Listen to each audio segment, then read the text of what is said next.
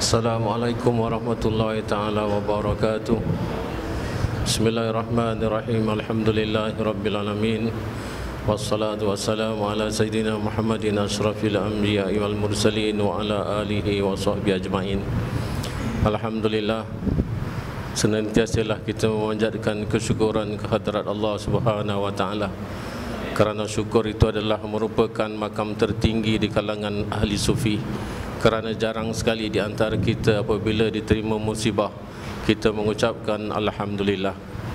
Tapi ada seorang daripada sahabat Rasulullah, beliau dikirakan sahabat sekalipun tidak bertemu dengan Rasulullah kerana hidup pada zaman Rasulullah.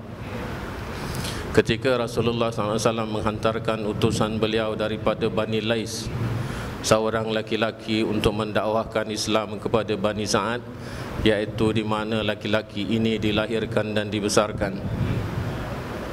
Ada sebagian pandangan ahli sejarah mengatakan beliau adalah daripada Bani Tamim, tapi kita menerimanya condong kepada beliau berasal daripada Bani Sa'ad. Setelah dia menerima penerangan-penerangan tentang Islam daripada laki-laki yang diutuskan oleh junjungan Nabi besar kita Muhammad sallallahu alaihi wasallam, beliau mengatakan bahawasanya apa yang diperintahkan oleh laki-laki yang diutus oleh Allah ini adalah perintah yang baik, iaitu suruh melakukan kebaikan dan bersilaturahmi antara saudara. Jadi dia menerima, mula-mulanya dia satu orang saja, kemudian tu dia dapat mempengaruhi tentang kebaikan ajaran Islam ini kepada seluruh kabilahnya. Dan dia adalah orang yang telah menyumbangkan banyak jasa-jasanya, sekalipun tidak disebutkan beliau menyertai peperangan lain melainkan peperangan yang telah melibatkan antara tentera Islam dengan Parsi. Walau macam mana pun, beliau adalah contoh yang paling baik yang untuk kita jadikan ketika menerima musibah. Dia mengatakan Alhamdulillah. Beliau telah dikurniakan oleh Allah Subhanahu wa taala dengan dua orang anak. Dua orang anak ini mati waktu sangat muda. Walau macam mana pun, oleh kerana rasa kasih sayang kepada zuriat yang telah dia dapat, dia tidak melupakan kepada zat yang telah memberikan dia zuriat, iaitu Allah, sekalipun hatinya tu sangat tertimpa kesedihan. Tapi oleh kerana beliau adalah orang yang beriman dan ingin mengamalkan keimanan yang sebenarnya, beliau tetap bersabar, sekalipun di dalam hatinya ada sedikit kesedihan. Senantiasalah beliau memanjatkan doa kepada Allah Subhanahu wa taala, kalau yang dua ini telah engkau ambil, engkau gantikanlah dengan yang paling baik sekali, iaitu dengan anak yang lain yang bakal dilahirkan oleh istrinya. Akhirnya Allah Ta'ala telah mengkabulkan doa beliau. Dia telah dapat anak yang ketiga. Anak yang ketiga ini dipelihara, dijaga seperti menatang minyak yang penuh dengan penuh kasih sayang. Tetapi apa yang dikehendaki Allah selalunya melebihi apa yang dikehendaki oleh makhluk. Anak ini juga sakit, sakit yang amat keras, yang mana beliau merasakan bahawasanya anak ini juga tidak panjang umurnya, yang bakal nanti mengikuti jejak kedua abangnya. Akhirnya beliau tertidur di samping anak yang sakit ini kerana sangat penat merawat anak yang ketiga ini. Di dalam mimpinya beliau telah melalui satu suasana yang disangkakan bahawasanya suasana itu adalah suasana hari kiamat, di mana sirat ataupun jembatan telah Allah Ta'ala bentangkan di permukaan neraka, dan orang-orang sudah pada meniti jembatan ini. Bila sampai giliran beliau untuk meniti jembatan ini, ada sedikit rasa takutnya, takut-takut kalau tidak berjaya melintasi jembatan ini dan jeblos masuk dalam neraka. Tiba-tiba di dalam keraguan-raguannya sama ada untuk meniti atau tidak meniti, anak yang pertama datang memimpin tangannya yang sebelah kanan. Marilah ayah, saya akan bantu ayah untuk meniti jembatan ini. Gembira sangat hatinya apabila melihat anaknya yang pertama ini datang untuk menolongnya. Dia meniti jembatan itu, tapi belum lagi sampai di pertengahan, baru saja hanya beberapa langkah, dia merasakan kalaulah seandainya yang jatuh aku sebelah kiri, tidak ada orang yang menghalangi aku, kerana yang memimpin anak yang pertama ini adalah yang sebelah kanan. Jadi datang pula anak yang kedua. Dia datang, tak apa ayah, katanya, biar saya yang memimpin ayah daripada arah sebelah kiri. Baru dia merasakan tenang sekali. Dia meniti sampai pertengahan. Apabila sudah sampai pertengahan itu, dia sangat haus. Dia merasakan haus yang sangat, yang akhirnya dia memerintahkan kepada salah seorang daripada kedua anaknya yang sedang memimpin dia meniti titian sirat ini. Dia kata, kamu carikanlah aku air. Kedua-duanya menjawab, kalaulah salah seorang daripada kami untuk cari air, ayah akan jatuh, kerana sudah tidak ada seimbang lagi yang untuk membimbing ayah menerusi langkah-langkah seterusnya meniti titian sirat ini. Dia menangis. Kemudian tu kedua anak ini mengatakan, kalaulah seandainya ayah ada anak yang ketiga, anak inilah yang bakal nanti mengambilkan ayah air yang untuk menghilangkan dahaga ayah. Dia sadar daripada mimpinya, dan dia lihat anaknya yang ketiga yang sedang sakit tenat, yang dia temani tidur itu, sudah tidak ada lagi, sudah meninggal dunia. Langsung keluar daripada lisannya, alhamdulillah. Ini yang diterima musibah daripada orang ini, yang dikenal dengan namanya Ahnaf bin Qais, yang merupakan orang beriman kepada Nabi tapi tidak pernah bertemu dengan Nabi, duduk sama zaman dengan Nabi, tapi keimanannya sungguh kencang, sungguh kuat, menerima musibah demi musibah, tapi dia bersabar. Yang akhirnya itu apabila sudah diletakkan di dalam satu keadaan, meskipun datangnya di dalam mimpi, dia merasakan bahawasanya musibah yang diberikan oleh Allah Ta'ala semuanya adalah syukur, semuanya adalah alhamdulillah. Tidak ada yang sepatutnya kita tolak musibah tersebut, kerana musibah itu adalah untuk memberikan kebahagiaannya di akhirat, iaitu ketika beliau melalui titian sirat. Kita juga begitu. Beliau telah Allah Ta'ala nampakkan, tetapi kita belum lagi Allah Ta'ala nampakkan. Tapi ini adalah merupakan satu pengajaran kepada kita, di mana sabar itu sendiri sudah kita jelaskan banyak kali, iaitu mengandungi 3 perkara, iaitu sabar menjalani perintah Allah Ta'ala.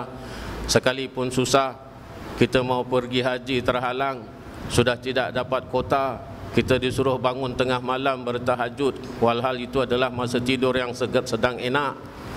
Kita disuruh keluarkan zakat milik kita daripada wang yang kita kumpulkan, tangan kita goyang apabila sains cek kalau zakatnya lebih banyak daripada yang sepatutnya kita keluarkan. Maksudnya itu, hati kita selalu nak keluarkan sedikit, tapi tuntutan itu keluarnya begitu, goyang tangan sains cek. Ini kehendak diri kita, ini kehendak naluri manusia, hawa nafsu kita memang begitu. Walau macam mana pun sabar untuk menjalani segala apa yang diperintahkan oleh Allah Ta'ala, kerana tidak ada satu pun yang disyariatkan oleh Allah Ta'ala adalah untuk merosakkan kita. Apa yang disyariatkan oleh Allah adalah untuk memelihara kita, untuk memberikan ketenangan hidup kita.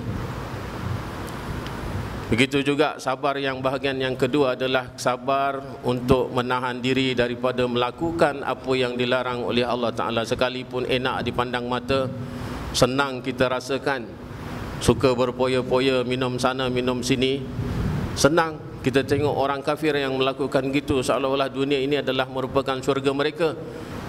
Tapi kita sabar menahan diri daripada apa yang dikehendaki, iaitu yang dilarang oleh Allah Ta'ala untuk kita sampai melakukannya. Tapi sabar yang ketiga, yang pertama, yang kedua, kita sering lulus untuk menjalaninya. Tetapi sabar yang ketiga, iaitu menerima keadaan Allah Ta'ala, tidak sedikit daripada kita yang gugur. Cepat mulut kita, cepat hati kita bersangka buruk kepada keadaan Allah Ta'ala. Walhal Allah Ta'ala telah memberikan apa yang menjadi kesusahan kita daripada musibah, Allah Ta'ala akan gantikan sebagai pahala penghapus dosa kita. Kita tidak sadar.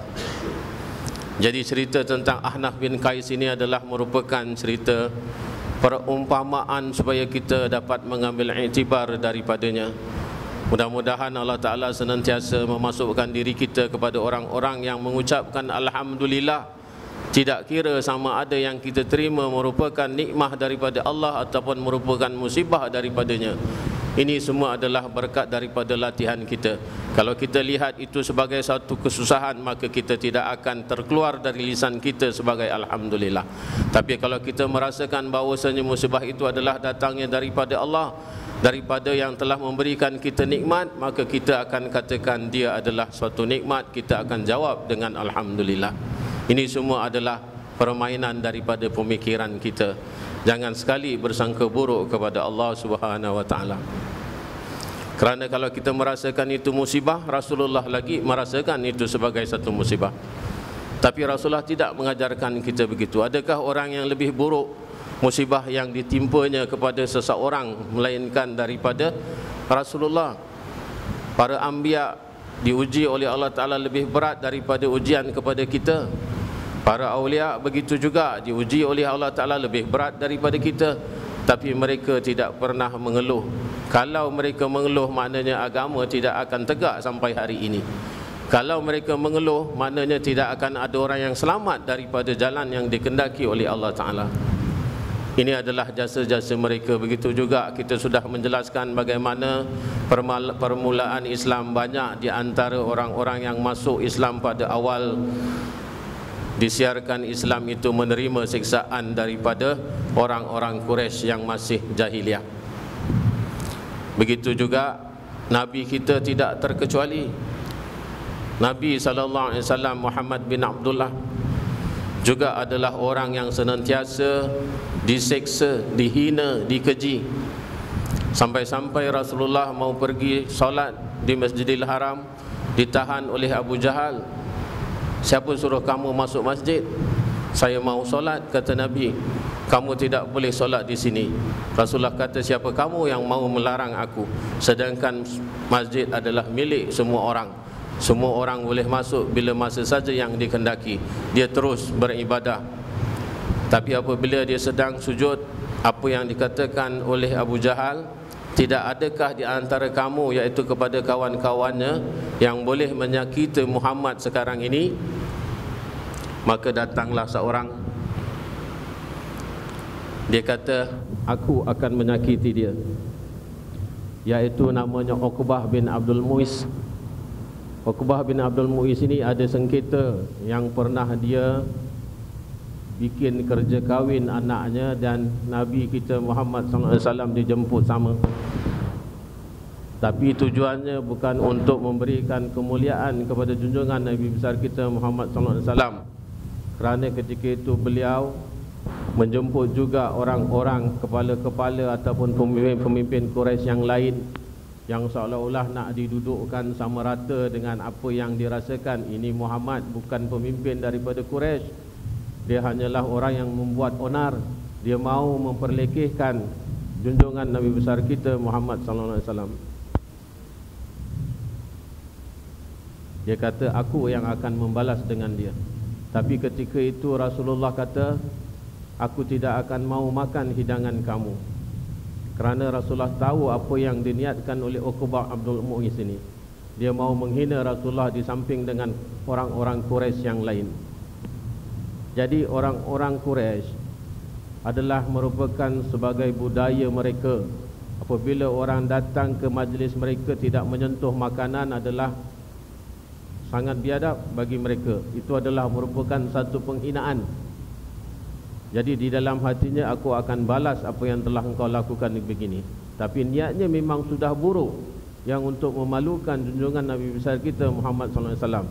Dia kata, inilah masanya aku akan balas apa yang telah dilakukan oleh Muhammad. Apa yang dia kerjakan, dia ambil najis daripada binatang ternak, daripada belahan perut, iaitu isi usus-usus yang kotor itu diletakkan di atas kepala Nabi junjungan besar Muhammad SAW. Tidak ada satu orang pun yang mau membersihkannya. Sampai berita itu kepada anak Rasulullah sendiri, iaitu Sayyidatina Fatimah. Beliau datang dengan tangisan melihat Rasulullah yang di dalam keadaan yang kotor begitu sedang sujud kepada Allah. Dia membersihkannya.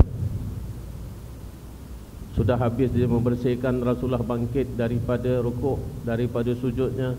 Kemudian Rasulullah berdoa. Di dalam doanya mengandungi laknat kepada orang-orang yang telah melakukan hal demikian.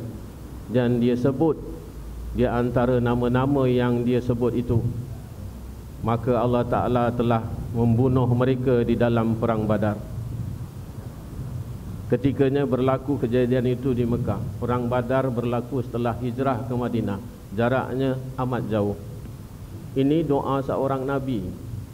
Kalau Allah Ta'ala mahukan, dia langsung disegerakan untuk membalas apa yang telah disakiti Nabinya, Allah Ta'ala kuasa untuk melakukannya. Tapi Allah Ta'ala simpan doa ini sampai akhirnya orang-orang yang disebut dalam doa oleh Nabi SAW mati di perang Badar.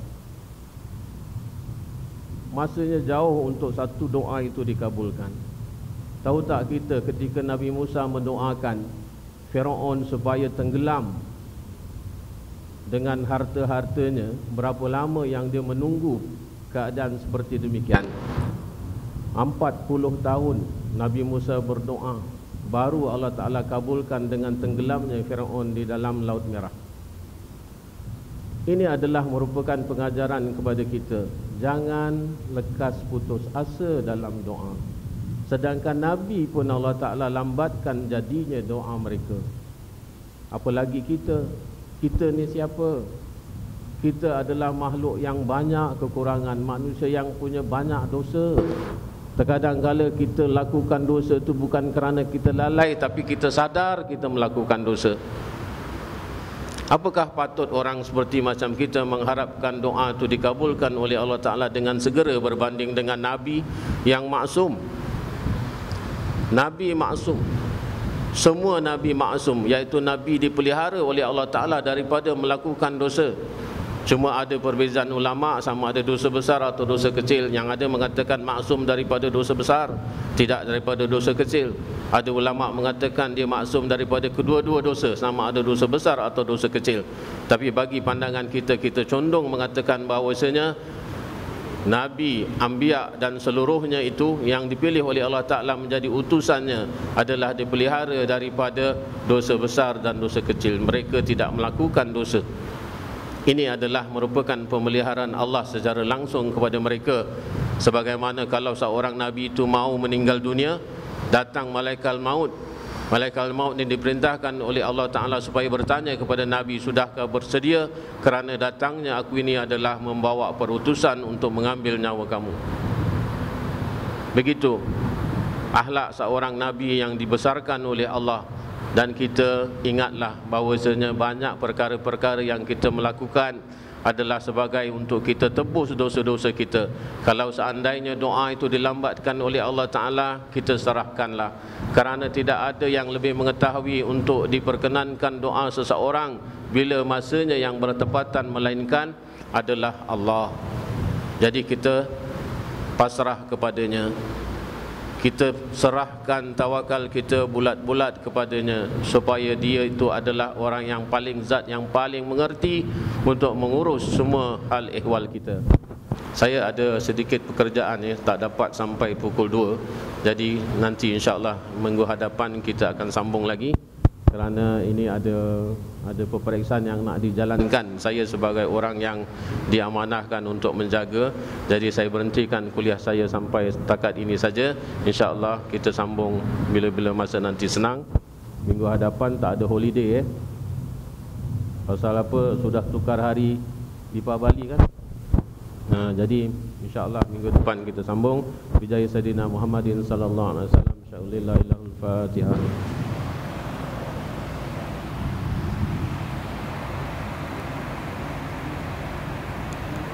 Allahumma salli ala Sayyidina Muhammadin salatan tunajjina biha min jamil ahwali wal afat wa taqdilana biha min jamil hajat wa tutahhiruna biha min jamil sayiat wa tarfa'una biha indaka 'ala darajat wa tuballighuna biha aqsal ghayat min jamil khairat fil hayati wa ba'dal mamat wa ala alihi wa sahbihi sallim tasliman katsira bi rahmatika ya arhamar rahimin. Subhana rabbika rabbil izzati amma yasifun wa salamun alal mursalin walhamdulillahi rabbil alamin.